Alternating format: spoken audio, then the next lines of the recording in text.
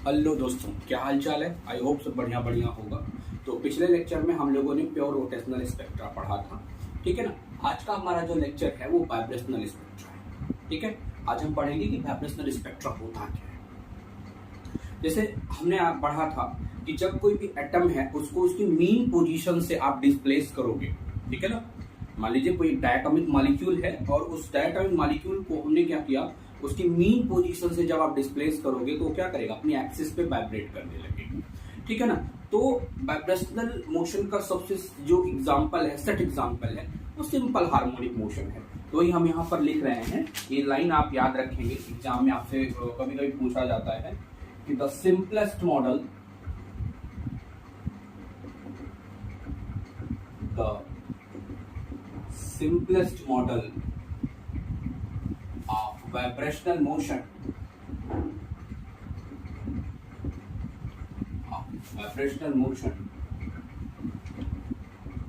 is SH। ये याद रखिएगा, वाइब्रेशनल मोशन का जो सबसे सिंपलेस्ट मॉडल आपका होता है वो कौन सा है, SH, ठीक है। तो आइए हमें वाइब्रेशनल स्पेक्ट्रा पढ़ना था। तो जैसे जब आपने प्योर रोटेशनल स्पेक्ट्रा पढ़ा था तो वहां पर हमने एग्जांपल लिया था किसका, एज अ रिजिड रोटेटर की हेल्प से पढ़ा था। डायटोमिक मॉलिक्यूल को हमने एज अ रिजिड रोटेटर पढ़ा था या नॉन रिजिड रोटेटर की हेल्प से हमने स्टडी किया था। वैसे ही हम एज्यूम करने जा रहे हैं। हमने एज्यूम किया, हमने कहा कि हमारे पास कोई डायटोमिक मॉलिक्यूल्स है जो दो एटम से मिलकर बना हुआ है, जिनके मासेस कितने हैं, M1 और M2 है। ये आपके पास दो एटम्स हैं, से इनका नाम A दे दीजिए, इनका नाम B हमने दे दिया। A का मास M1 है, B का मास कितना है, ठीक है। दोनों से जो दोनों के बीच की डिस्टेंस है वो कितनी है, स्मॉल r है, ठीक है। इनका सेंटर ऑफ मास आपका C है, ये सेंटर ऑफ मास है, ठीक है। सेंटर ऑफ मास से M1 एटम की जो डिस्टेंस है वो R1 है और M2 की जो डिस्टेंस है वो हमने R2, ठीक है। ये है, अब इक्विलिब्रियम पर है। जब हमने क्या किया, एटम को उसकी मीन पोजीशन से डिस्प्लेस किया। मीन पोजीशन डिस्प्लेस करने का मतलब चाहे हमने इसको खींचकर छोड़ दिया या हमने थोड़ा सा प्रेस कर दिया, तो से हम कह रहे हैं कि हमने थोड़ा सा एटम को प्रेस किया। जब दोनों एटम्स को हमने प्रेस किया तो M1 वाला पार्टिकल हमारा जो था, या M1 वाला जो एटम था वो उसकी पोजीशन ये है और M2 वाले पार्टिकल एटम की जो पोजीशन है वो ये है, ठीक है। सेंटर ऑफ मास से जो डिस्टेंस है वो इसकी R1 डैश है और दूसरे वाले एटम की जो है वो R2 डैश है, ठीक है। R1 कब थी, जब इक्विलिब्रियम पोजीशन पे था। जब आपने इनकी मीन पोजीशन से डिस्प्लेस किया तो क्या हो गया कि अब इनकी डिस्टेंस चेंज हुई। वही हम कहने जा रहे हैं कि जब अब आपने पढ़ा है कि जब एटम को आप डिस्प्लेस करोगे तो पार्टिकल क्या करेगा, अपनी मीन पोजीशन पे ऑसिलेट करने लगेगा और उस समय क्या लगेगा, उस पर एक रीस्टोरिंग फोर्स लगेगा। तो वही हम लिखने जा रहे हैं कि when the atoms are displaced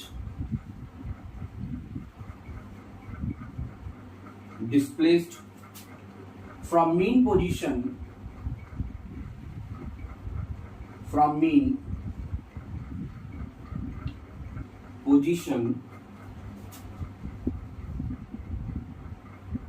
if force comes into play, कौन सा फोर्स होगा वो, नोन एज रीस्टोरिंग फोर्स, ठीक है। जब कोई पार्टिकल आपका सिंपल हार्मोनिक मोशन करेगा तो उसके ऊपर कौन सा फोर्स लगना शुरू होता है भैया, रीस्टोरिंग फोर्स। और इस रीस्टोरिंग फोर्स का मैग्नीट्यूड क्या होता है, ये आपने पढ़ रखा होगा, रीस्टोरिंग फोर्स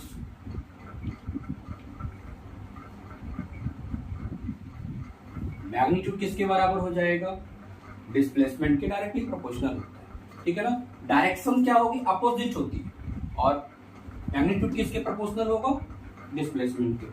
तो अब यहां से अगर हम कह दें से हमने कहा रीस्टोरिंग फोर्स आपका Fr है, ये किसके प्रोपोर्शनल हो गया? एक्स के। ठीक है, इस प्रोपोर्शनलिटी साइन को हटाते हैं, यहां एक कांस्टेंट यूज करेंगे के, वेयर के क्या है? वेयर के ये आपका प्रोपोर्शनलिटी कांस्टेंट होता है और known where K is known as, K को आप क्या कहते हो? Where K is known as a force constant. K को हम क्या कहते हैं भैया? फोर्स कांस्टेंट कहते हैं। यहां तक बात समझ में आई? ठीक है, ध्यान से समझिए। पहले आपने कहा कि हमारे पास कोई डायटोमिक मॉलिक्यूल्स था ए बी, जो दो एटम्स ए और बी से मिलकर बना हुआ था। उनके मासेस कितने थे? m1 और m2 थे, और उनके बीच की डिस्टेंस कितनी थी? उनका सेंटर ऑफ मास सी पे था, और सेंटर ऑफ मास से इसकी जो डिस्टेंस थी m1 की वो r1 थी, m2 की जो डिस्टेंस थी वो r2 थी। ठीक है, दोनों एटम्स को हमने उसकी मीन पोजीशन से डिस्प्लेस कराया। आपने कहा जब दोनों एटम डिस्प्लेस होंगी तो क्या हो जाएगा?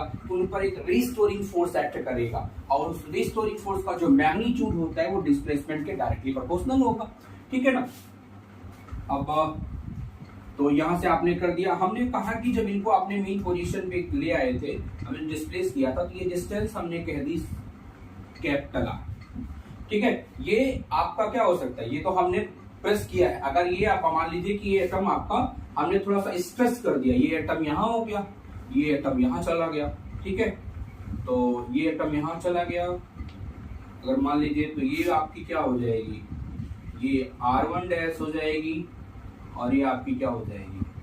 R2। दोनों ही कंडीशन में, चाहे आप कंप्रेस करें चाहे आप स्ट्रेस करें, दोनों ही कंडीशन पे क्या होगा? एटम आपका जो आपका मॉलिक्यूल होगा वो वाइब्रेशन मोशन करने लगेगा। ठीक है ना? तो हमने एज्यूम किया, तो उस समय हमने कहा जो रीस्टोरिंग फोर्स होगा वो Fr is equal to minus K into X, where K क्या है? के आपका फोर्स ऑफ कांस्टेंट होता है, और माइनस साइन जो होता है ये किसको रिप्रेजेंट करेगा भैया? ये आपका रिप्रेजेंट करता है डायरेक्शंस, क्योंकि इसका जो डायरेक्शन मोशन होगा वो अपोजिट डायरेक्शन मोशन होगा। ठीक है, ये हो गया। अब देखिए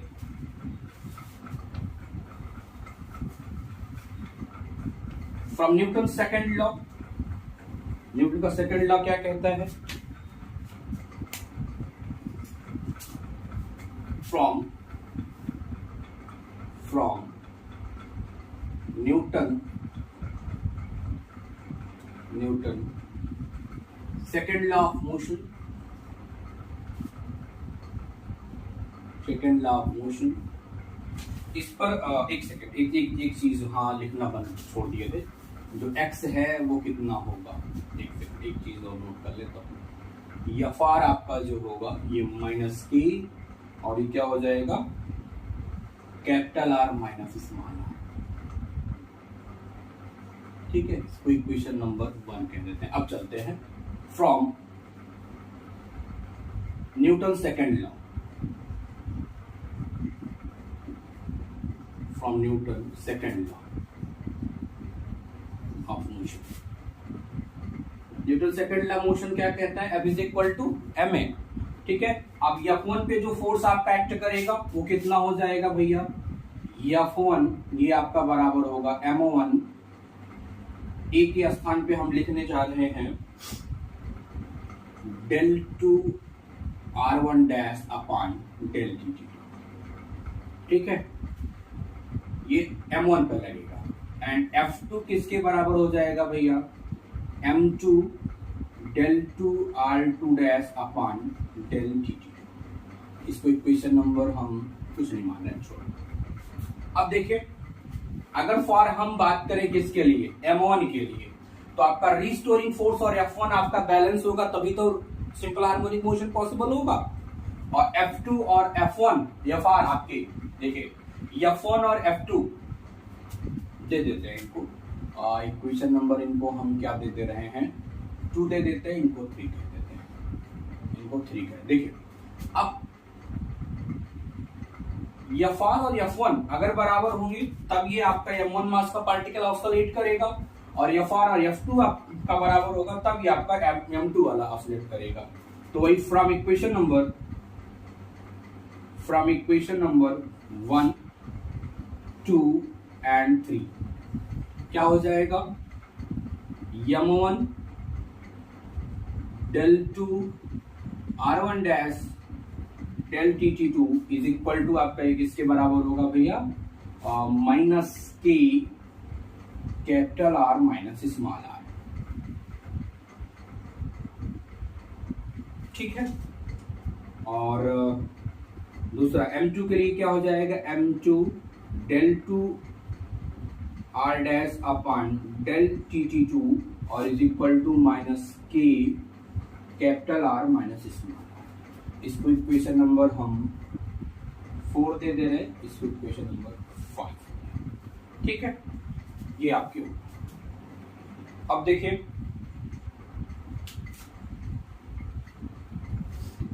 इसको इरेज कर रहे हैं घर वाला। अब इधर चूंकि हम इसलिए नहीं इरेज कर रहे हैं तो फिगर इधर मेंटेन रहेगा, तो हमको अभी आपको आगे समझाना है तो थोड़ा सा आसान हो जाएगा। फिगर आपके सामने बना रहेगा तो आपको समझने में भी आसानी हो जाएगी। ये 3 और 4 हो गए। अब देखिए क्या करते हैं हम, अब सेंटर ऑफ मास की डिफिनीशन का इस्तेमाल करते हैं। यूजिंग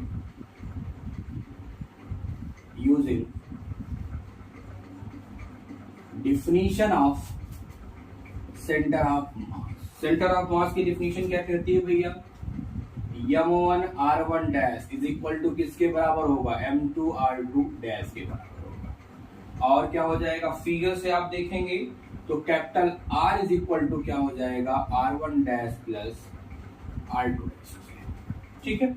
अब यहां से अगर आप क्या करें कि r1 की वैल्यू उठा के इसमें रख दें या r2 की वैल्यू उठा के रख दें तो आपको क्या मिलेगा, ये हमने रिजिड रोटेटर वाली प्रॉब्लम में आपके साथ सॉल्व किया है, तो वहां आप थोड़ा सा देख लेंगे। तो ये आपका हो जाएगा m2 capital R upon m1 plus m2 and r2 dash आपका क्या हो जाएगा, m2 R upon sorry m1 हो जाएगा m1 प्लस। ठीक है। अब इन वैल्यू को उठा के आप रख दो किसमें, 3 1 2 3 4 में रखेंगे। पुटिंग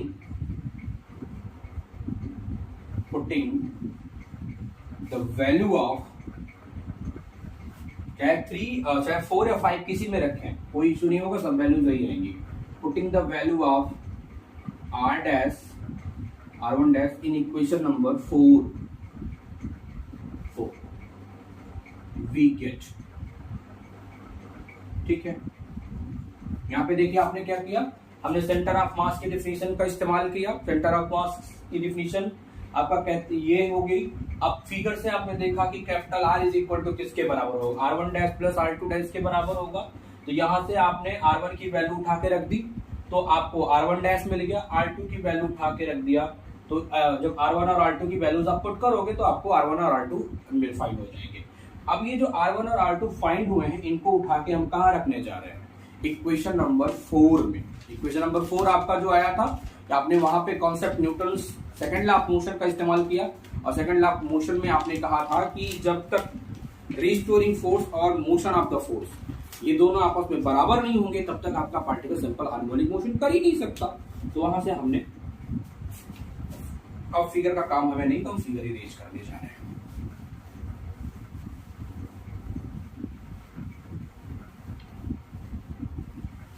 ठीक है, रखिए। तो आपको क्या मिलेगा, m1 del 2 upon del tt2 m2 capital R upon m1 plus m2 is equal to minus K capital R minus. ठीक है। यहां से देखिए कांस्टेंट होगा, कांस्टेंट टर्म बाहर आ गया तो m1 m2 upon m1 plus m2 del 2r upon del tt2 is equal to minus के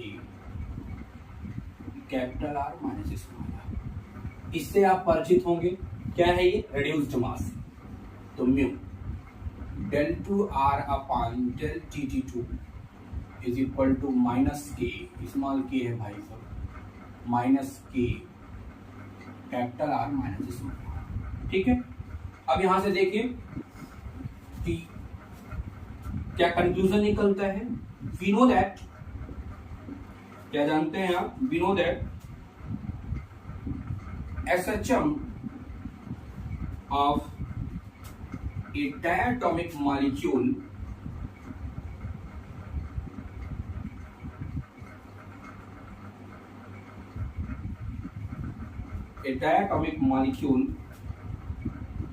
is equivalent to SHM of a single particle of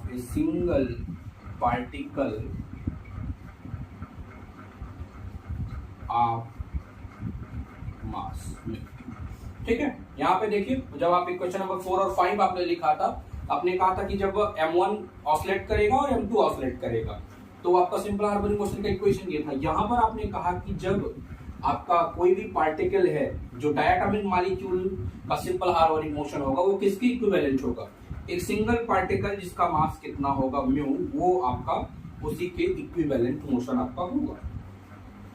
ठीक है, तो अब इसके लिए आपको क्या करना होगा, आपको एनर्जी फाइंड करनी होगी। तो इसके लिए हम क्या करेंगे, श्रोडिंगर वेव इक्वेशंस को सॉल्व करेंगे। ठीक है, सिंपल हार्मोनिक मोशन के लिए श्रोडिंगर वेव इक्वेशन को हमको सॉल्व करना है। आइए बात करते हैं। श्रोडिंगर वेव इक्वेशन क्या होगा, we know that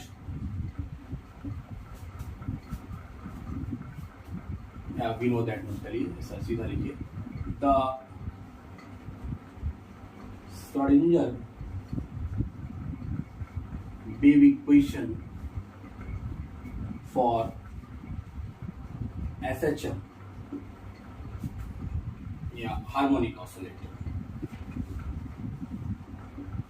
for harmonic oscillator.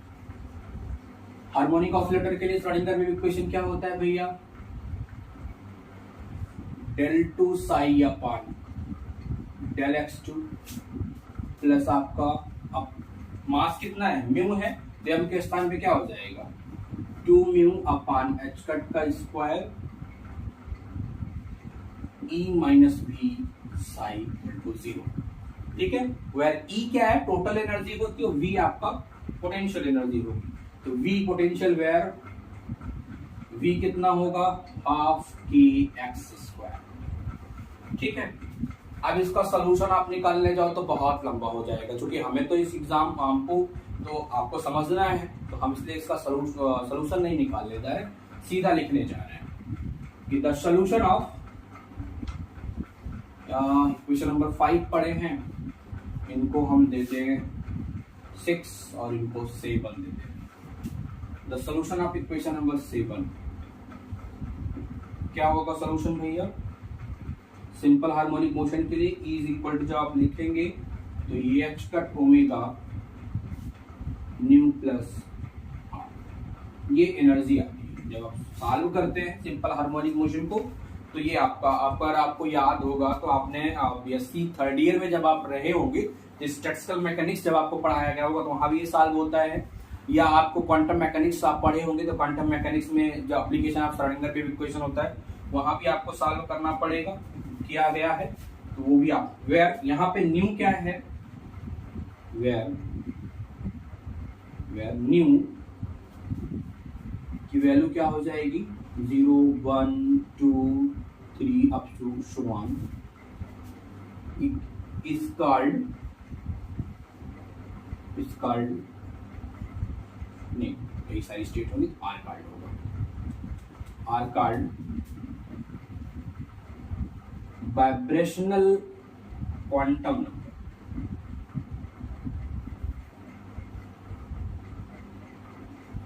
वहां पर आपका रोटेशनल क्वांटम नंबर आया था, रोटेशनल में अगर आपको याद हो, प्योर रोटेशनल में यहाँ पर न्यू आया, और वो न्यू क्या है, वाइब्रेशनल क्वांटम नंबर है।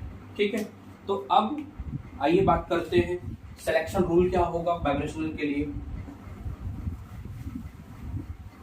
सिलेक्शन रूल जानते हैं क्या होता है कि आपका जो ट्रांजिशन होगा उसको शो करता है कि कौन कौन सा ट्रांजिशन पॉसिबल है या नहीं है वाइब्रेशनल मोशन में। तो वही हम लिखने जा रहे हैं, तो selection rule.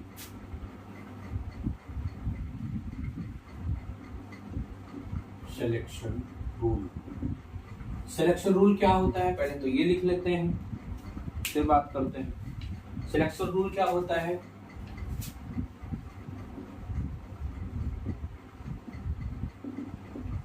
It governing the transition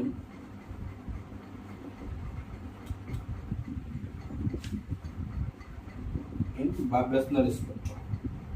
ठीक है, ये क्या बताता है कि वाइब्रेशनल स्पेक्ट्रा में कौन कौन सा ट्रांजिशन आपका पॉसिबल है। ठीक है, तो आपका जो सिलेक्शन रूल है वो +-1। ठीक है, डेल्टा न्यू आपका क्या होना चाहिए? +-1 है। अगर वेयर एक चीज ध्यान रखेंगे, अगर डेल्टा न्यू आपका +1 है और या डेल्टा न्यू आपका -1 है, अगर डेल्टा न्यू आपका +1 है तो मतलब ये कौन सा स्पेक्ट्रा होगा? एब्जॉर्प्शन का। कैसा स्पेक्ट्रा होगा भैया? ये एब्जॉर्प्शन स्पेक्ट्रा होगा। और अगर ये -1 है तो इसका मतलब क्या हो जाएगा? ये एमिशन स्पेक्ट्रा होगा। ये ध्यान रखें। ठीक है, अगर सिलेक्शन रूल आपका जो वाइब्रेशनल मोशन के लिए है वो ये +- आपका 1 होना चाहिए। लेकिन ये ध्यान रखेंगे, यहां से आपसे क्वेश्चन पूछा जा सकता है कि फॉर ए वाइब्रेशनल स्पेक्ट्रा के लिए अगर आपका जो सिलेक्शन रूल है वो +1 है तो वो कैसा स्पेक्ट्रा होगा? वो एब्जॉर्प्शन स्पेक्ट्रा होगा। और अगर +न्यू आपका जो है, अगर ये क्या है -1 है तो ये कैसा स्पेक्ट्रा होगा भैया? ये आपका एमिशन स्पेक्ट्रा होगा। ये ध्यान रखेंगे आप।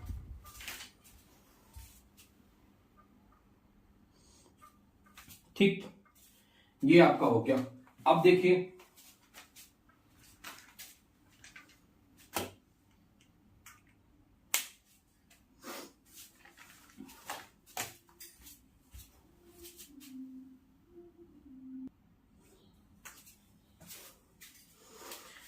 ये आपका हो गया कि सिलेक्शन रूल से आप पता कर लेंगे कि आपका जो एमिशन स्पेक्ट्रा है वो एब्जॉर्प्शन है या एमिशन स्पेक्ट्रा है।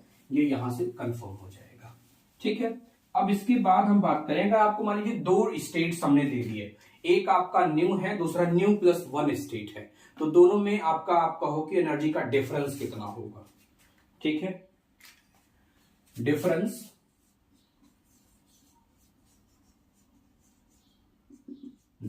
इन एनर्जी किसने? बिटवीन स्टेट्स आपकी कौन सी है? न्यू +1 एंड न्यू के बीच में। तो ये आपका जो डेल्टा ई होगा ये आपका क्या लिखा जाएगा भैया? ये आपका हो जाएगा ई न्यू +1 - ई न्यू। ठीक है, तो न्यू +1 के लिए क्या हो जाएगा? अपने निकाह है, एनर्जी ये है, तो ये आपका क्या हो जाएगा? h ओमेगा न्यू +1 +½ माइनस आपका क्या हो जाएगा भैया? h ओमेगा न्यू +½ ठीक है, तो आपका आएगा कितना? h omega. ठीक है, तो ध्यान रखेंगे कि जैसे आपने कहा था कि 2 कॉन्सिक्यूटिव आपकी स्टेट्स एनर्जी लेवल के बीच में जो आपका जो डिफरेंस आएगा वो कितना हो जाएगा? h omega. ऐसे ही आप जब वाइब्रेशनल रोटेशनल पढ़ रहे थे वहां आपने कहा था 2b आएगा, और यहां पर कितना आएगा भैया? h ओमेगा आएगा। ठीक है ना। अगर इसी ट्रांजिशन को हम ट्रांजिशन दिखाएं तो देखिए कैसे ट्रांजिशन कैसे बनेंगे।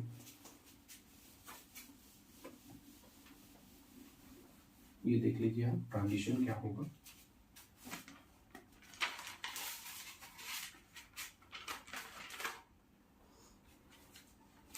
मान लीजिए कि आपके पास ये अलग अलग एनर्जी लेवल सब मान ले रहे हैं।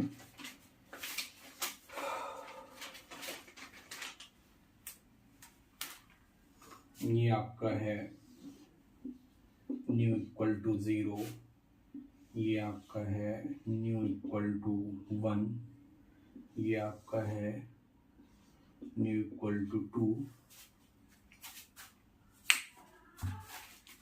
ठीक है। ये आपका है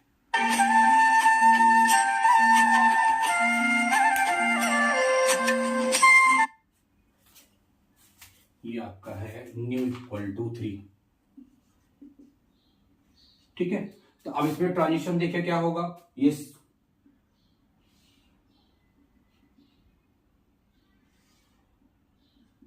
ठीक है, ये आपका ट्रांजिशन। समझ में आ रही है बात कि आप जब वाइब्रेशनल स्पेक्ट्रा के लिए ट्रांजिशंस निकालेंगे तो ये आपका इस तरीके का आएगा, ठीक। अब अगर हम हार्मोनिक ऑसिलेटर के लिए कर्व पढ़ें तो देखिए कैसे आता है।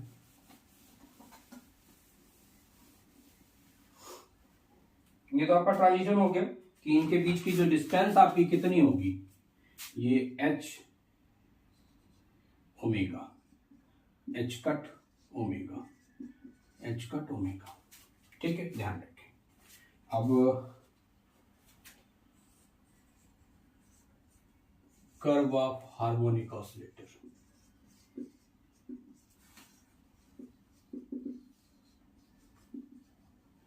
हार्मोनिक ऑसिलेटर के लिए कर्व अगर हम देखें तो ये जो कर्व आपका होगा तो किसके किसके बीच में प्लॉट किया जाएगा, पोटेंशियल एनर्जी और डिस्प्लेसमेंट के बीच में,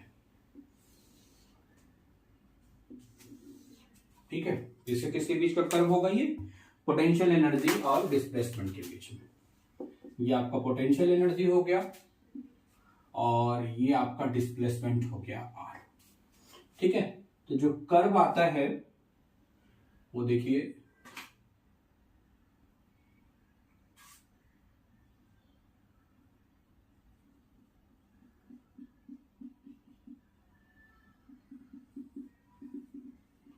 ये पैराबोलिक टाइप का है हार्मोनिक ऑसिलेटर के लिए, लेकिन एक्चुअल में जो कर्व आता है वो आपका कुछ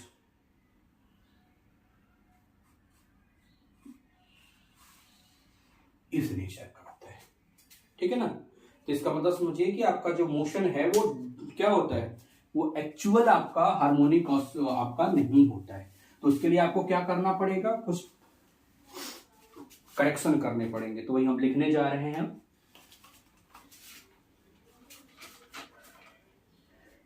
कि आपका जो डायटोमिक मॉलिक्यूल है वो एज अ हार्मोनिक ऑसिलेटर के जैसा बिहेव नहीं करता है। वही लिख रहे हैं कि the diatomic molecule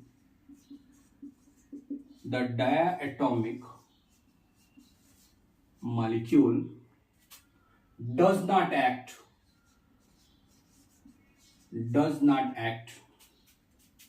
harmonic oscillator,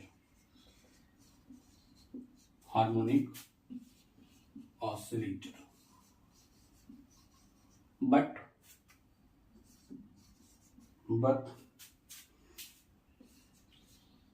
act as इनहार्मोनिक। कैसा बिहेव करेगा,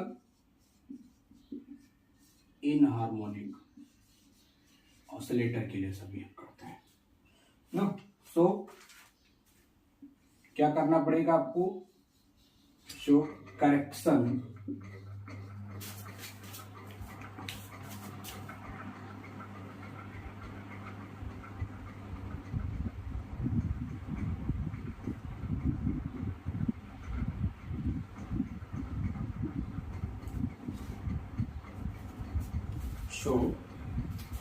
correction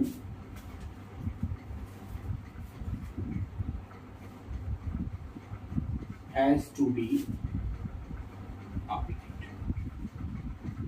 क्या करना पड़ेगा भैया, क्योंकि आपने कहा, देखा हमने ग्राफ से आपको समझ में आया कि दोनों ग्राफ आपने देखा। ये देखिए ये हार्मोनिक ऑसिलेटर के लिए ग्राफ आता है, ये किसके लिए है, हार्मोनिक ऑसिलेटर, और ये आपका एन हार्मोनिक। वही आपने कहा कि अगर हार्मोनिक है तो कर्व आपका इस प्रकार का आना चाहिए, इस प्रकार का, लेकिन एक्चुअल में आपको ये कर्व मिलता है, ये वाला कर्व आपको फाइंड होता है, ठीक है ना। तो वही आपने कहा कि the diatomic molecule does not act as a harmonic oscillator but act as a anharmonic oscillator, so correction has to be applied. और वो करेक्शन आपको क्या करना पड़ेगा, कहेंगे ड्यू टू इनहार्मोनिसिटी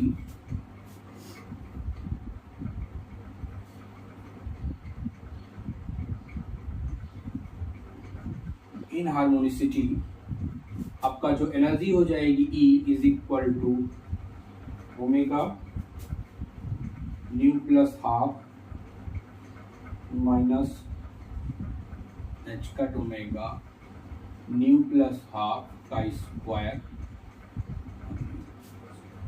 ठीक है। वेयर यहाँ पे ये जो आपका टर्म होगा इज इनहार्मोनिसिटी पैरामीटर,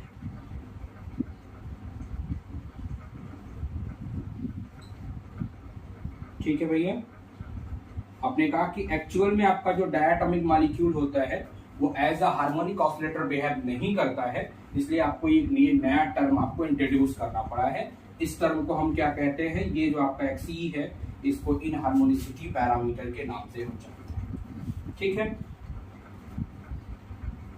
और अब आपकी पोटेंशियल एनर्जी क्या हो जाएगी जब इनहार्मोनिसिटी के केस में, एनर्जी आपकी टोटल ये हो गई और आपकी पोटेंशियल क्या हो जाएगी,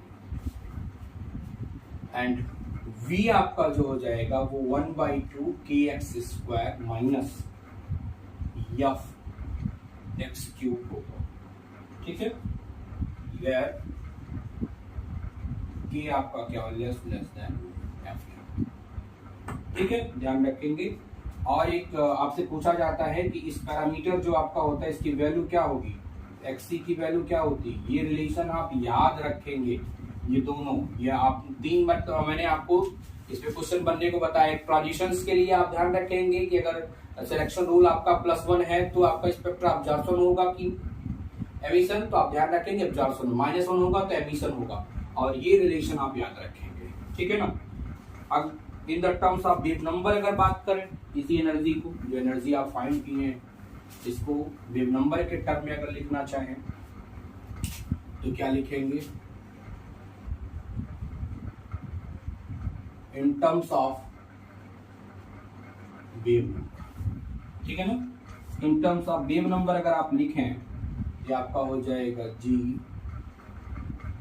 न्यू इज इक्वल टू आपका ये होता है E/h, ठीक है। E आपका कितना आया है,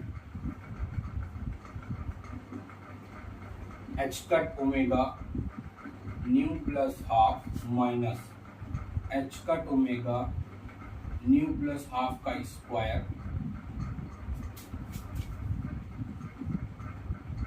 अपॉन HC। तो देखिए G h cut omega nu plus half ये कॉमन होगा तो यहाँ V1 minus nu plus 1 upon ये हो गया HC। H कट को आप क्या लिख सकते हो, h/2 ये आपका G nu is equal to ये आपका हो जाएगा ओमेगा न्यू प्लस हाफ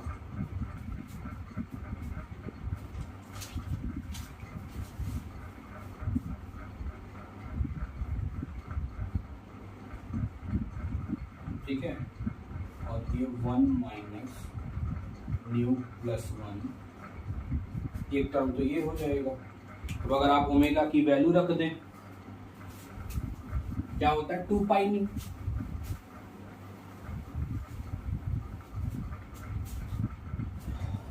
ये आपका क्या हो जाएगा G nu is equal to 2 pi nu not upon 2 pi C nu plus half 1 minus nu plus 1 C, ठीक है। ये 2 पाई से 2 पाई कैंसिल हो गया तो आपका जो इन द टर्म्स ऑफ इसके आया ये पोटेंशियल का वेव नंबर के टर्म में आपका nu not upon C nu plus half 1 minus nu plus 1 ये आपको वेव नंबर के टर्म, ठीक है भैया, ये आप ध्यान रखेंगे। अब ये किसके लिए है? इनहार्मोनिसिटी के लिए है। हार्मोनिक के लिए आपको हमने लिखाया है। हार्मोनिक के लिए आप ध्यान रखेंगे कि ई क्या है, H cut omega nu plus half. ये एनर्जी किसके लिए है? ये आपके हार्मोनिक ऑसिलेटर के लिए है। चूंकि आपका जो डायटोमिक मॉलिक्यूल होता है वो as a harmonic oscillator behave नहीं करता है, इसलिए आपको ये करेक्शन टर्म आपको भरना पड़ा है। ठीक है ना? ये जो एनर्जी आपकी आई है, ये वाला टर्म आपको ये किसके लिए आया है? इनहार्मोनिसिटी के लिए है। याद रखेंगे, दोनों को हमने समेट के इसी में करा दिया। किताब में आपके अलग अलग होगी ना, हार्मोनिक ऑसिलेटर के लिए अलग होगी, इनहार्मोनिक के लिए अलग होगी, तो लेकिन इसमें आप समझ लें। ठीक है? अगर हार्मोनिक की बात करता है तो ये है। अब यहां से आप वेव नंबर अगर इसके लिए कैलकुलेट करना चाहें तो यहां से भी कैलकुलेट कर सकते हैं। तो ये आपका H cut omega nu plus half हो जाएगा, और ये अपान एच सी हो जाएगा, ये आपका nu naught nu plus half, nu naught upon C. ये आपका किसके लिए हो जाएगा वेव नंबर? ये आपका हार्मोनिक ऑसिलेटर के लिए हो जाएगा, और ये इनहार्मोनिक के लिए। क्योंकि आपने कहा है कि आपका जो डायटोमिक मॉलिक्यूल है वो behave as a harmonic oscillator नहीं करता है, वो इनहार्मोनिक ऑसिलेटर होता है। ठीक है? तो इसलिए ये टर्म आपका। ठीक है? अब इसके लिए सिलेक्शन रूल निकाल लें। इनहार्मोनिसिटी के लिए सिलेक्शन रूल आपका क्या होगा?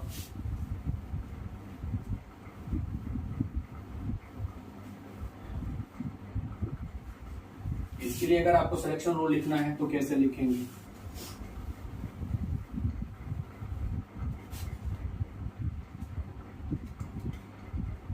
Selection rule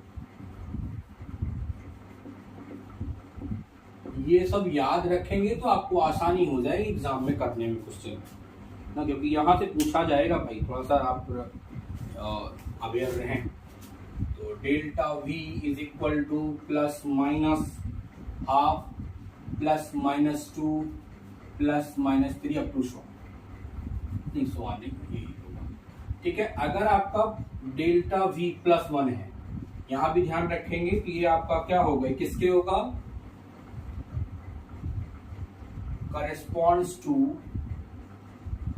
most intense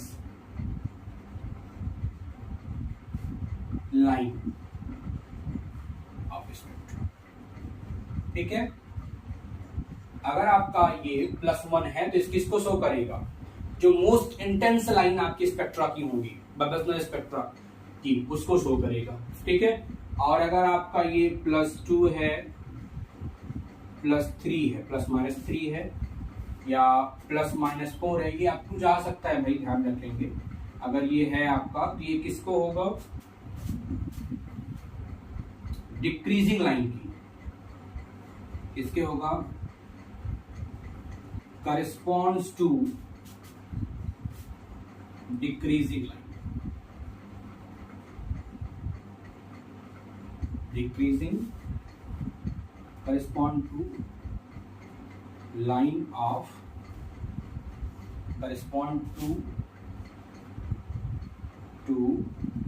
line of decreasing intensity। ठीक है? ये याद रखिए सिलेक्शन रूल में। जब आप सिलेक्शन रूल करोगे तो आप कहोगे क्या है भैया कि अगर आपका प्लस माइनस ये आपका डेल्टा वी है, अगर +-1 होगा तो ये most intense line of the spectra को शो करेगा। ठीक है? और अगर आपका ये क्या है भैया, अगर आपका प्लस माइनस क्या होगा कि अगर ये आपका प्लस माइनस क्या होगा भैया, अगर +-2 होगा, +-3 होगा, या +-4 होगा, ये किसको करेस्पॉन्ड करेगा? डिक्रीजिंग इंटेंसिटी की। ठीक? ये ध्यान रखेंगे। हाँ, ये आपका हो गया। अलग से आपने वाइब्रेशनल पढ़ लिया, अलग से हमने रोटेशनल आपको पढ़ा दिया। अब हम जो पढ़ने जा रहे हैं वो वाइब्रेशनल रोटेशनल स्पेक्ट्रा है। ठीक है? क्योंकि आपका जो डायटोमिक मॉलिक्यूल होता है वो वाइब्रेशनल मोशन भी शो करता है और रोटेशनल मोशन भी करता है। तो उसका जो स्पेक्ट्रा होगा वो कैसा होगा भैया? अब हमारा जो है वाइब्रेशनल रोटेशनल स्पेक्ट्रा, हमारा जो अगला टॉपिक है वो आपका क्या है भैया? Vibrational rotational spectra. ठीक है? अगला टॉपिक हम जो पढ़ रहे हैं वो क्या पढ़ेंगे? Vibrational rotational spectra. ठीक है? देखिए आइए, बहुत छोटा सा टॉपिक है, क्योंकि आपने रोटेशनल अलग पढ़ लिया है, वाइब्रेशनल अलग पढ़ लिया है, तो दोनों को जब आप मिला देंगे तो आपका कैसा हो जाएगा, वो वाइब्रेशनल रोटेशनल स्पेक्ट्रा हो जाएगा। तो वही हम लिखने जा रहे हैं कि in a diatomic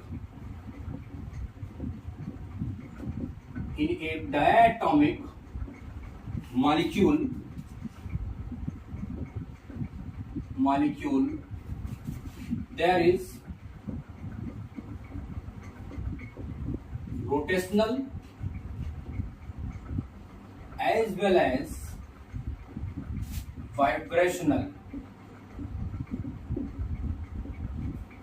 vibrational motion show an inharmonic oscillator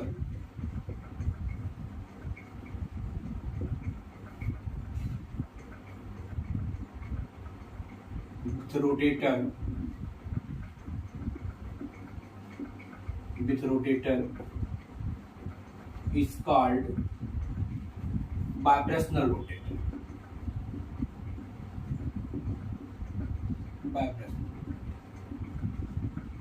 ठीक है, तो वही हमने कहा कि डायटोमिक मॉलिक्यूल्स में क्या होता है, रोटेशनल मोशन के साथ साथ वाइब्रेशनल मोशन भी होता है ना।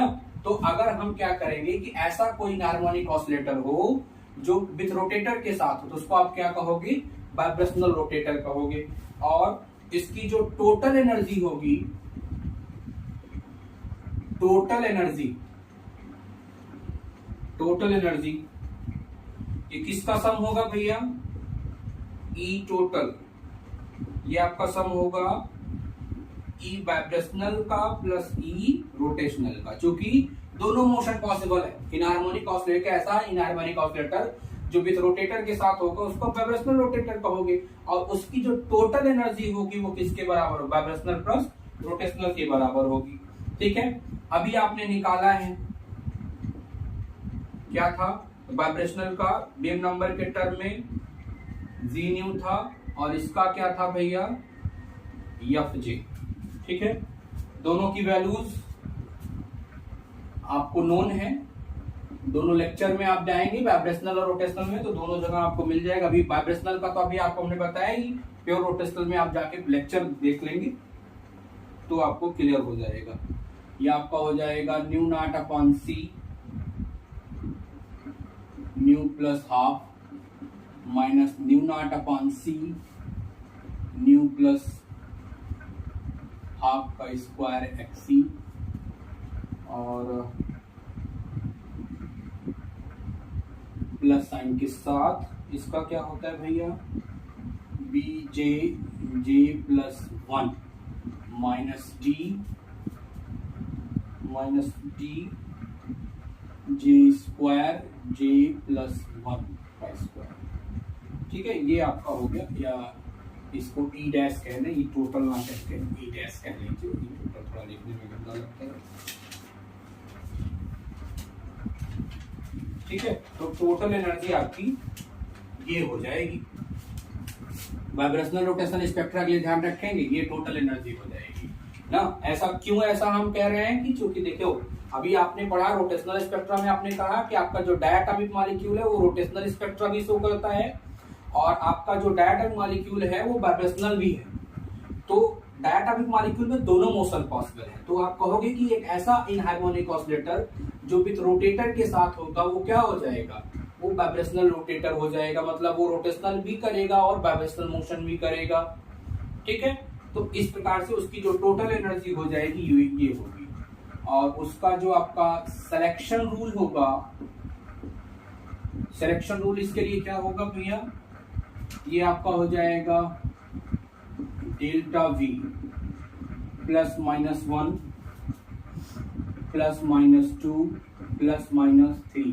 अभी हमने आपको बताया ही था कि अगर प्लस 1 होगा तो मोस्ट इंटेंस लाइन को शो करेगा, प्लस 2 प्लस 3 होगा तो डिक्रीजिंग इंटेंसिटी की लाइंस को शो करेगा, और जे आपका क्या हो जाए, प्लस माइनस 1 हो जाएगा। ठीक है, ये ध्यान रखेंगे, सिलेक्शन रूल आपका है। अब कुछ इंपॉर्टेंट पॉइंट्स आप नोट कर लें, सिलेक्शन रूल को लेकर के क्वेश्चन कहां कहां बन सकता है सिलेक्शन रूल पे।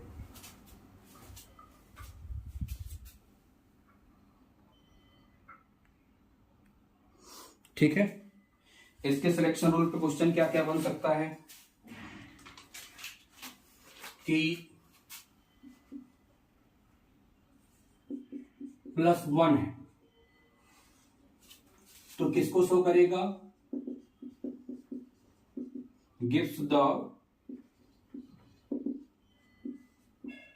मेन एब्जॉर्प्शन लाइन, किसको शो करेगा, मेन एब्जॉर्प्शन लाइन को। और अगर डेल्टा जे +-1 है तो इसमें दोनों ट्रांजिशन अलाउड होंगे, बोथ द ट्रांजिशन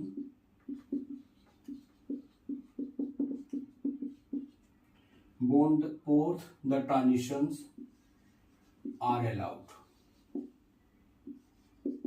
इसमें इन एब्जॉर्प्शन।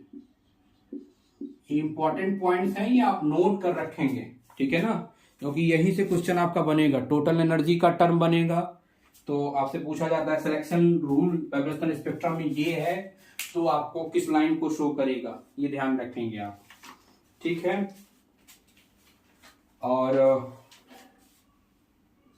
जो लाइंस होंगी, अगर डेल्टा जे +1 होगा तो इसको हम क्या कहते हैं, आर ब्रांच कहते हैं। क्या कहेंगे, आर ब्रांच कहेंगे। और अगर -1 होगा तो इसको हम प्री ब्रांच कहते हैं। ये ध्यान रखेंगे भाई, आर ब्रांच और प्री ब्रांच पे क्वेश्चन पूछा जाता है, ठीक है। और अगर डेल्टा न्यू आपका +1 हो और डेल्टा 0 जे आपका 0 हो तो इसको हम मिसिंग लाइन कहते हैं। क्या कहेंगे इनको, मिसिंग लाइन या जीरो लाइन, इनको हम क्या कहते हैं, मिसिंग लाइन या जीरो लाइन, ठीक है। तो सिलेक्शन रूल से ध्यान रखेंगे कि अगर आपका अगर आपका डेल्टा न्यू आपका +1 है तो आप कहोगे कि ये किसको शो करेगा, एब्जॉर्प्शन लाइन को शो करेगा। और डेल्टा जे अगर +-1 है तो ये ट्रांजिशंस, दोनों ट्रांजिशंस को बताएगा, ठीक है। +1 होगा तो आर ब्रांच कही जाएगी, +1 होगा तो क्या कहा जाएगा, ये आर ब्रांच हो जाएगा। -1 होगा तो पी ब्रांच कहा जाएगा, ठीक है ना। प्लस न्यू अगर आपका डेल्टा न्यू अगर आपका +1 हो तो ये, और डेल्टा जे आपका 0 होगा तो इसको हम मिसिंग लाइन या जीरो लाइन कहते हैं, या इसी को बैंड रीजन भी कहा जाता है। इस रीजन को हम क्या कहते हैं, बैंड रीजन भी कहते हैं, ठीक है भैया। तो ये आपका आज का टॉपिक जो था वाइब्रेशनल स्पेक्ट्रा और आपका वाइब्रेशनल रोटेशनल स्पेक्ट्रा, ये खत्म हो गया, ठीक है। अब अगला जो लेक्चर हमारा होगा वो हम रमन स्पेक्ट्रा पढ़ेंगे, ठीक। तो ये जो आपको जो सिलेक्शन रूल्स में हमने बताया है फिर से समझ लीजिए। अगर ये +1 है तो आपका ये मोस्ट इंटेंस लाइन को शो करेगा, +2 या +3 या +4 होगा तो डिक्रीजिंग इंटेंसिटी की लाइन को शो करेगा, ठीक है। और अगर ये आपका +-1 है तो आपने वही कहा कि दोनों ट्रांजिशंस को बताएगा एब्जॉर्प्शन के ना, बस +1 होगा तो आर ब्रांच कहा जाएगा, -1 होगा तो पी ब्रांच कहा जाएगा, ठीक है। और अगर आपका ये +1 हुआ और ये 0 हो गया तो इसको मिसिंग लाइन, जीरो लाइन या बैंड रीजन कहते हैं। तो इतना आपका हो गया भैया। नेक्स्ट लेक्चर में हम आपसे रमन स्पेक्ट्रा की बात करेंगे। Thank you.